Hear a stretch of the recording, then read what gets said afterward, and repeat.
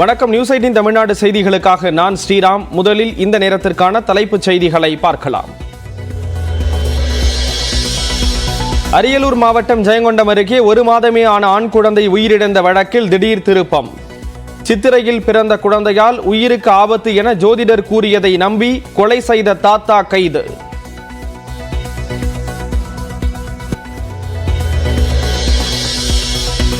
சரக்கு ரயில் சிக்னலில் நிற்காமல் வந்து பயணிகள் ரயில் மீது மோதியதாக முதற்கட்ட தகவல். மோதிய வேகத்தில் சிதறிய ரயில் பெட்டிகள்.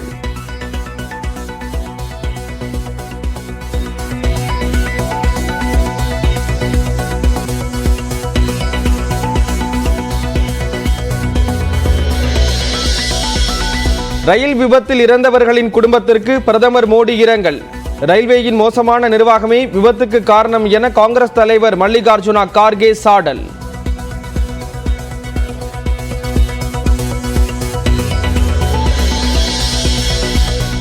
கோயம்புத்தூர் மருதமலை அடிவாரத்தில் காட்டு யானை தாக்கி ஒருவர் காயம். நேற்று முன்தினம் அதிகாலையில் பேருந்துக்காக நின்றிருந்த போது யானை தாக்கிய சிசிடிவி காட்சி.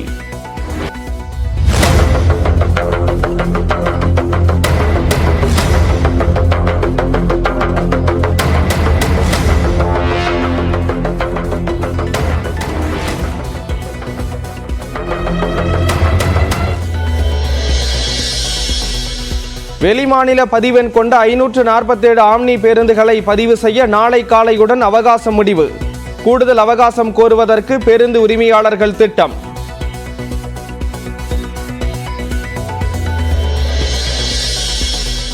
தமிழ்நாட்டின் ஒரு சில பகுதிகளில் 26ஆம் தேதி வரை மிதமான மழை பெய்யக்கூடும்.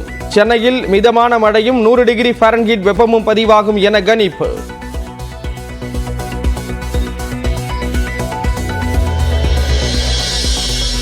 டெபாசிட் போய்விடும் என்ற அச்சத்தில் விக்கிரவாண்டி இடைத்தேர்தலை அதிமுக புறக்கணிக்கிறது. திமுக அமைப்பு செயலாளர் RS பாரதி குற்றச்சாட்டு.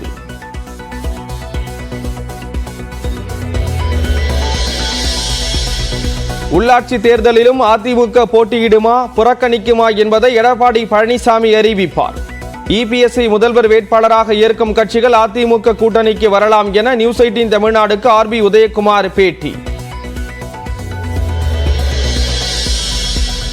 பாமக சொந்த காலில் நிற்க வேண்டும். ராணிப்பேட்டை மாவட்டம் தக்கோலத்தில் திருமண நிகழ்ச்சியில் அன்புமணி பேச்சு.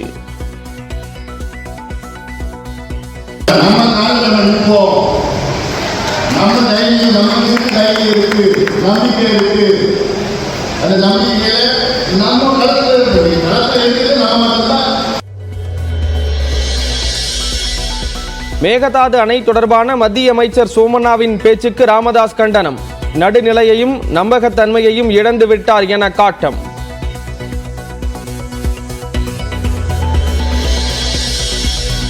திருச்சி மண்ணச்சநல்லூர் அருகே வேலைக்கு சென்ற பெண் கத்தியால் குத்தி கொலை. பட்ட பகலில் விரட்டி கொன்றவரை பிடித்து தர்மடி கொடுத்த மக்கள்.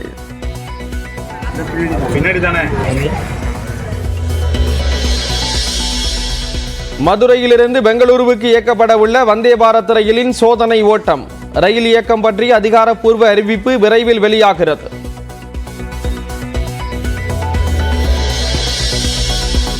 விடுமுறை தினத்தை ஒட்டி கொடைக்கானல் மற்றும் உதகையில் குவியும் கூட்டம். குளு சூழலை ரசிக்கும் சுற்றுலா பயணிகள்.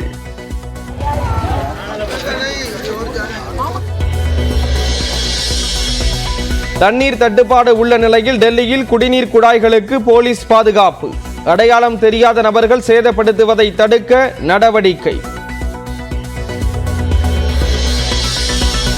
2020 உலக கோப்பையில் சூப்பர் 8 சுற்றுக்கு முன்னேறியது வங்கதேசம். 106 ரன்கள் எடுத்த போதும் நேபாளத்தை 21 ரன்கள் வித்தியாசத்தில் வீழ்த்தியது.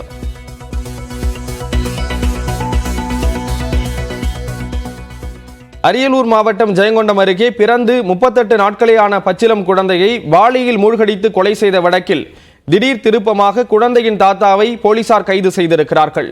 உட்கோட்டை கிராமத்தைச் சேர்ந்த பாலமுருகன் சங்கீதா தம்பதிக்கு அண்மையில் ஆண் குழந்தை பிறந்தது. வீட்டில் உறங்கிக் கொண்டிருந்த குழந்தை திடீரென காணாமல் போன நிலையில் குளியலறையில் இருந்த பிளாஸ்டிக் ட்ரம்மில் சடலமாக மீட்கப்பட்டது. இந்த சம்பவம் குறித்து வழக்கு பதிவு செய்த காவல்துறையினர் குழந்தையின் இறப்பு குறித்து விசாரித்து வந்தனர். இந்நிலையில் தாத்தா வீரமுத்து, பாட்டி ரேவதி, பெரியம்மா அனுசுயா ஆகியோரை காவல் நிலையம் அழைத்து சென்று காவலர்கள் விசாரித்தனர். அதில் குழந்தையை கொலை செய்ததாக தாத்தா வீரமுத்துவை போலீசார் கைது செய்தனர். சித்திரையில் பிறந்த குழந்தையால் தனது உயிருக்கு ஆபத்து ஏற்படும் என்றும் கடன் பிரச்சனை ஏற்படும் என்றும் ஜோதிடர் கூறியதை நம்பி பேரக்குழந்தையை வீரமுத்து கொலை செய்தது விசாரணையில் தெரிய வந்துள்ளது.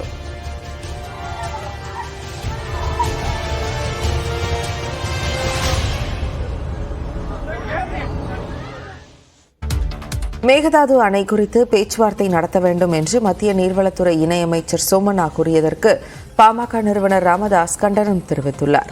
பாமக நிறுவனர் ராமதாஸ் வெளியிட்டுள்ள அறிக்கையில், தமிழ்நாட்டின் உரிமைகளையும் தண்ணீரையும் பறிக்கும் நோக்கத்துடன் கர்நாடக அரசு தயாரித்ததுதான் மேகதாது அணை திட்டம் என்று குற்றம் சாட்டியுள்ளார்.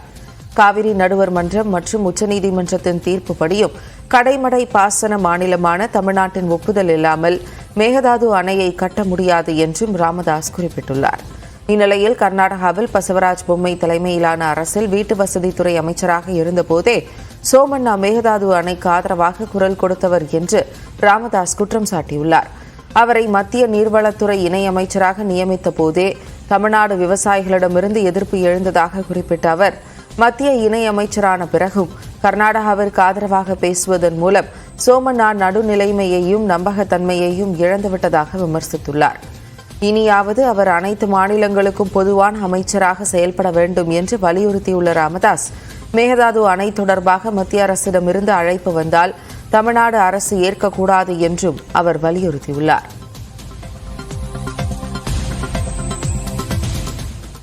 விக்கிரவாண்டியில் டெபாசிட் இழந்து விடுவோம் என்ற அச்சத்தில்தான் அதிமுக தேர்தலை புறக்கணித்து இருப்பதாக திமுக அமைப்பு செயலாளர் RS பாரதி விமர்சித்துள்ளார்.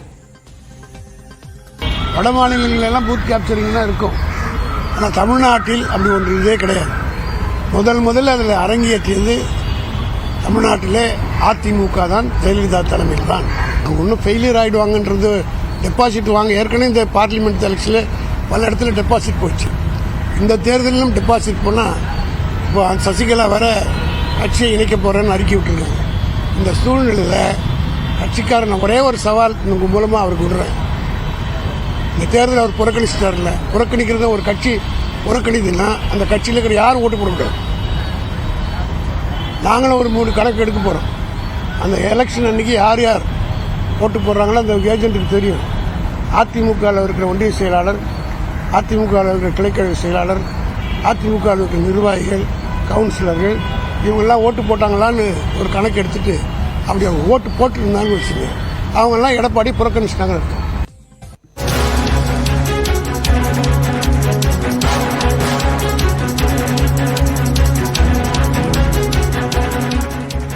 அண்மை செய்தி. ஜெயங்கொண்டம் அருகே பேரனை கொன்றதாக தாத்தா கைது செய்யப்பட்டிருக்கிறார். இது குறித்த கூடுதல் விவரங்களோடு செய்தியாளர் கலைவண்ணன் இணைப்பில் இருக்கிறார். கலைவண்ணன், தாத்தாவே இப்படி ஒரு செயலை செய்வதற்கான காரணம் என்ன? அது குறித்த விவரங்கள். கண்டிப்பாக அதாவது அரியலூர் மாவட்டம் ஜெயங்கொண்டம் அருகே உள்ள உட்கோட்டை வடக்கு உட்கோட்டை கிராமம் வடக்கு வெள்ளாழி தெருவை சேர்ந்த வீரமுத்து மகள் சங்கீதா இவருக்கு கும்பகோணம் அருகே உள்ள சுந்தர பெருமாள் கோவில் கிராமத்தைச் சேர்ந்த பாலமுருகன் என்பவருக்கும் திருமணம் நடைபெற்றது. ஒரு ஆண்டுகளான நிலையில கடந்த 38 நாட்களுக்கு முன்பு ஒரு ஆண் குழந்தை பிறந்தது. கடந்த 14ஆம் தேதி பிறந்த இரவு பிறந்தது. இந்த குழந்தையானது கடந்த 14ஆம் தேதி யாரோ துணியால் சுட்டிட்டு கிளியல் அறையில் உள்ள நீரில் மூழ்கி போட்டு கொலை செய்துள்ளனர். பாலமுருகன் திருப்பூரிலிருந்து அந்த இறந்து போன குழந்தையின் தந்தையார் திருப்பூரில் கம்பெனியில் வேலை பார்த்த போது தொடர்பு போன் பண்ண போது குழந்தை சவுண்டுக்கு இல்லாததால் குழந்தையை காணவில்லை என தேடிட்டு அவங்க மனைவியிடம் கேட்ட போது குழந்தை காணவில்லை, வீட்டுக்கு வந்து தேடி பார்த்தனர். அப்பொழுது அனைவரும் குழந்தை காணவில்லை அவங்க மனைவி அக்கம் பக்கத்தில் தேடி பார்க்கும்போது ட்ரம் தொட்டில் இறந்த நிலையில குழந்தை துணியால் சுற்றி மர்மமான முறையில் இறந்து ட்ரம்மில் போட்டுள்ளனர். இது குறித்து ஜெயங்கொண்டம் காவல்துறையினருக்கு தகவல் தெரிவிக்கப்பட்டது. சம்பவ இடத்திற்கு வந்த காவல்துறையினர் இறந்த குழந்தையை கைப்பற்றி பிரேத பரிசோதனைக்காக ஜெயங்கொண்டம் அரசு தலைமை மருத்துவமனைக்கு அனுப்பி வைத்தனர். விசாரணை மேற்கொண்டனர். மேலும் இந்த குழந்தை இறப்பு குறித்து தாத்தா வீரமுத்து அவங்க பாட்டி ரேவதி, பெரியம்மா, அனிஷியா ஆகியோரை வீட்டில் உள்ள அனைவரையும் காவல் நிலையம் அழைத்தும் விசாரணை மேற்கொண்டு வந்தனர்.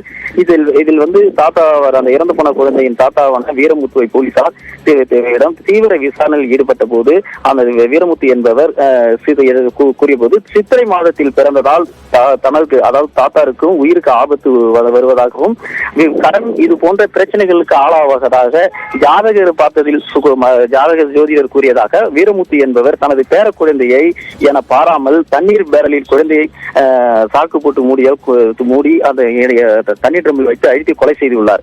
இது அந்த கொலை செய்துவிட்டு தானும் யாருக்கும் தெரியாது போல் உறவினர் அந்த குழந்தை யாரும் பக்கத்தில் யாரோ கடலில் போய் கொண்டாங்க, இவங்க கொண்டாங்கன்னு முன்னுக்கு முரணாக பதிலான்னு சொல்லிட்டு இவரும் நாடகம் ஆடியது போலீசார் விசாரணையில் தெரிய வந்துள்ளது. இந்த பகுதியில் வந்து அதாவது ஜாதகம் பார்த்து பேரனால் சித்திரை மாதத்தில் பிறந்த குழந்தையால் தனக்கு உயிருக்கு ஆபத்து ஏற்படும், அதே நேரத்தில் கடன் தொல்லை போன்ற பிரச்சனைகள் ஏற்படுங்கிறத நினைத்து பேரனை கொலை செய்த சம்பவம் இப்பகுதியில் பெரும் பரபரப்பை ஏற்படுத்தியுள்ளது. விவரங்களை வழங்கியதற்கு நன்றி கலைவாணன்.